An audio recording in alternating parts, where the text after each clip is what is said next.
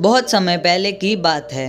एक दूर देश में एक ऐसा राजकुमार रहता था जिसकी बहादुरी और बुद्धिमत्ता के चर्चे दूर दूर तक फैले हुए थे। उसका नाम था अर्जुन। लेकिन अर्जुन के जीवन में एक रहस्यमय घटना ने उसे विचलित कर दिया था। हर रात जब महल के अन्य लोग गहरी नींद में होते, वह राजकुमार अपनी बालकनी से एक अद्भुत संगीत सुनता। यह संगीत इतना मोहक था कि उसकी धुनों से जैसे समय रुक जाता। लेकिन यह संगीत कहाँ से आता था, यह कोई नहीं जानता था। इन सबसे पहले टाइमलेस टेलर्स को सब्सक्राइब और लाइक और कमेंट करना ना भूलें। एक रात जब संगीत और भी ज्यादा मधुर हो गया, अर्जुन ने निश्चय किया कि वह इसका स्रोत खोजेगा। चांदनी रात में अपनी तलवार कमर पे बांधकर वह चुपचाप महल से बाहर निकल पड़ा। संगीत की दिशा में चलते हुए उसने पाया कि यह धुन उसे महल से बहुत दूर एक घने जंगल की ओर ले जा रही है। जंगल के बीचों बीच एक चमचमाता झरना था और उस झरने के पास 3 सुंदर बहनें खड़ी थी। उनकी सुंदरता ऐसी थी कि अर्जुन की आंखें झपकना भूल गई। हर बहन अलग रंग की पोशाक पहने हुए थी, नीला, हरा और लाल। उनकी मुस्कान चांदनी जैसी शीतल और आंखें आसमान के तारों की तरह चमकदार थी। लेकिन अर्जुन को आश्चर्य हुआ कि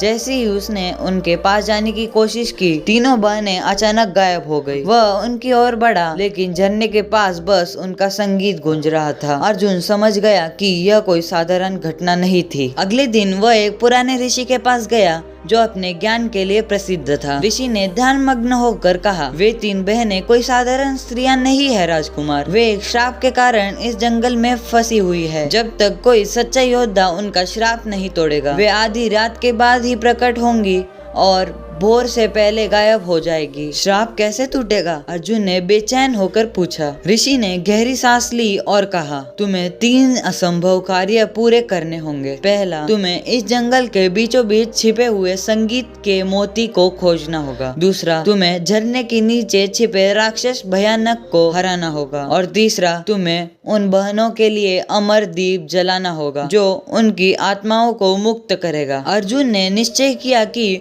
वह इन कार्यों को पूरा करेगा, चाहे इसकी कीमत उसकी जान ही क्यों न हो। राजकुमार ने अपनी यात्रा शुरू की और जंगल के गहरे हिस्से में पहुंचा। वह रास्ते में एक विशाल सांप से भिड़ा जो उस मोती का रक्षक था। सांप इतना बड़ा था कि उसकी परछाई से पूरा जंगल ढक जाता था। अर्जुन ने अपनी तलवार से सांप के हर वार का सामना किया और आखिरकार अपनी चतुराई से उसे परास्त कर दिया। सांप के मरने के बाद उसने देखा कि झरने के नीचे पानी में एक चमचमाता मोती पड़ा था। यह वही संगीत का मोती था जिसे ढूंढने के लिए वह आया था। दूसरा कार्य, राक्षस भयानक से युद्ध। दूसरे कार्य के लिए अर्जुन को झरने के पीछे एक गुफा में जाना पड़ा। गुफा में अंधेरा इतना घना था कि हाथ को भी देख पाना मुश्किल था। वहां उसने देखा कि भयानक नामक राक्षस बैठा हुआ था। उसकी आंखें अंगारे जैसी जल रही थी और उसकी गर्जना से पूरी गुफा कांप रही थी। अर्जुन ने अपनी तलवार से उसे चुनौती दी। राक्षस ने अपनी शक्तियों से अर्जुन को डराने की कोशिश की, लेकिन अर्जुन अपनी वीरता और साहस के दम पर उसे हराने में सफल रहा। तीसरा कार्य, अमरदीप जलाना।